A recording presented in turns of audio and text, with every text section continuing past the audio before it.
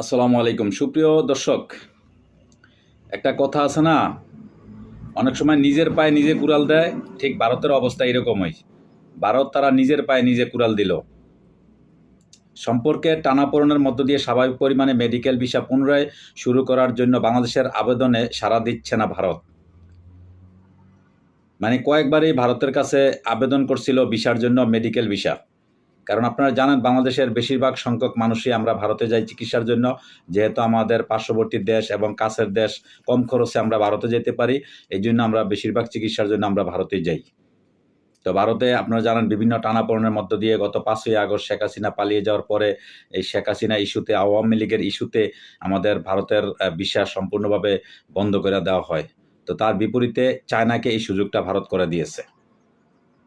6টি সূত্র রয়টার্সকে এই তথ্য জানিয়েছে। এর মধ্য দিয়ে চীনের সঙ্গে বাংলাদেশের কাজের ক্ষেত্র সম্প্রসারণ এবং দুই দেশের জনগণের মধ্যে সম্পর্ক গড়ে তোলার বিরল সুযোগ করে দেওয়া হয়েছে। এই সুযোগটা কে করে দিল? এই সুযোগটা কিন্তু ভারতেই করে দিছে। যদি ভারত আজকে ভিসা বন্ধ না করতো, ভারতের সাথে সম্পর্ক থাকতো।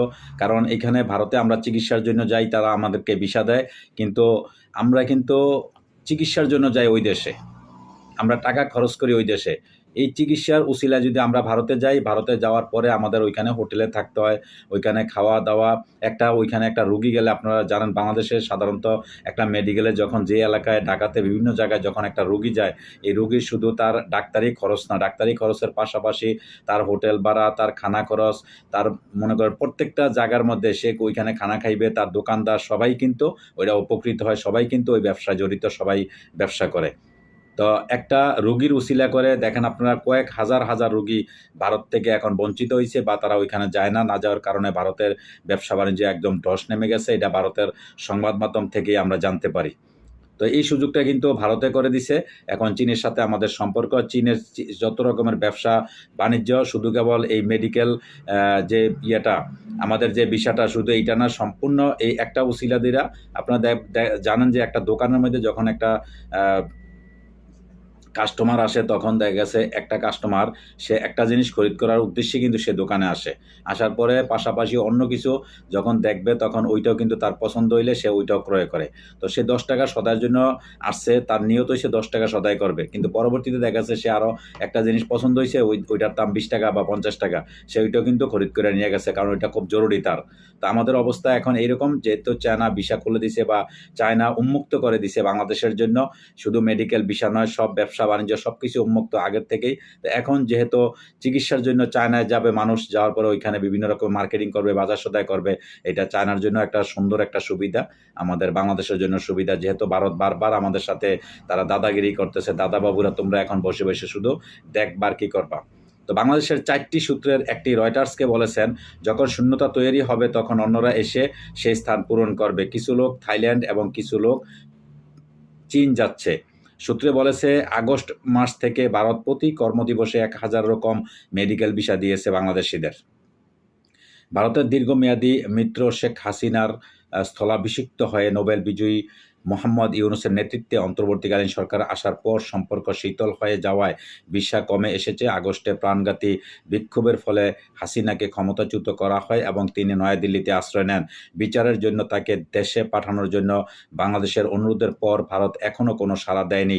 উভয় দেশের সরকারি তথ্য অনুসারে 2023 সালে ভারত 20 লাখেরও বেশি বাংলাদেশিকে ভিসা দিয়েছে, যার বেশিরভাগই চিকিৎসার কারণে। কিন্তু এরপর থেকে ভারতের ভিসা প্রত্যাহারটি চীনের জন্য একটি আকর্ষণীয় সুযোগ তৈরি করেছে। চীনা রাষ্ট্রদূত ইয়াও ওয়েন বলেন, চিকিৎসা পর্যটন বাজারের সম্ভাবনা অন্বেষণ করার এই মাসেই একদল বাংলাদেশি চিকিৎসার জন্য দক্ষিণ পশ্চিমাঞ্চলীয় প্রদেশ ইউনান সফর করছেন। রাষ্ট্রদূত গত সপ্তাহে বলেছিলেন, অন্তর্বর্তীকালীন সরকার ক্ষমতা গ্রহণের পর থেকে তাদের কমপক্ষে 14টি কোম্পানি বাংলাদেশে $230 মিলিয়ন বেশি বিনিয়োগ করছে, যা এই সময়ের মধ্যে যে কোনো দেশের মধ্যে সর্বোচ্চ।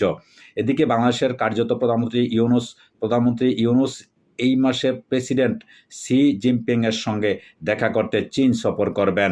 2020 সালে হিমালয় সীমান্ত সংঘর্ষের পর চীনের সঙ্গে ভারত ধীরে ধীরে সম্পর্ক পুনঃস্থাপন করছে। বাংলাদেশ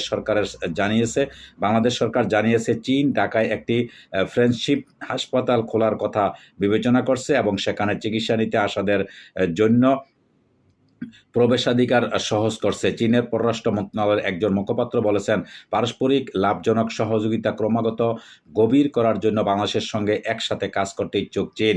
মুখপাত্র রয়টার্সকে বলেন, চীন ও বাংলাদেশের মধ্যে সহযোগিতা কোনো তৃতীয় পক্ষকে লক্ষ্য করে নয় এবং এটি তৃতীয় পক্ষের কারণ দ্বারা প্রভাবিতও নয়। রয়টার্স জানিয়েছে, এসব বিষয়ে কথা বলতে ভারত ও বাংলাদেশের পররাষ্ট্র মন্ত্রণালয় মন্তব্যের জন্য অনুরোধের জবাব দেয়নি। 4টি সূত্র রয়টার্সকে জানিয়েছে, ভারতের বিলম্বিত ভিসা প্রক্রিয়া কেবল বাংলাদেশ সরকারকেই নয়, বরং বৃহত্তর জনগণকেও বিচ্ছিন্ন করে তুলেছে। এটি ভারতকে দীর্ঘ সময়ের জন্য ঢাকার সুবিধা থেকে দূরে রাখতে পারে, কারণ হাসিনার দলের দ্রুত প্রত্যাবর্তনের সম্ভাবনা কম। কূটনীতিকরা এবং ভারত সরকারের সূত্র রয়টার্সকে জানিয়েছে, ভিসা সমস্যার জন্য ভারত বারবার ঢাকায় অবস্থিত তাদের দূতাবাসে কর্মীদের ঘাটতির কথা উল্লেখ করেছে। তারা কর্মীদের নিরাপত্তা নিয়ে উদ্বিগ্ন বলে জানিয়েছে। শেখ হাসিনা কে প্রশ্রয় দেওয়া নিয়ে জনমত ভারত সরকারের বিরুদ্ধে চলে যাওয়ার পর আগস্ট মাসে নয়াদিল্লি বাংলাদেশে অবস্থিত তাদের মিশন থেকে অনেক কূটনীতিক এবং পারিবারিক সরিয়ে নেয়।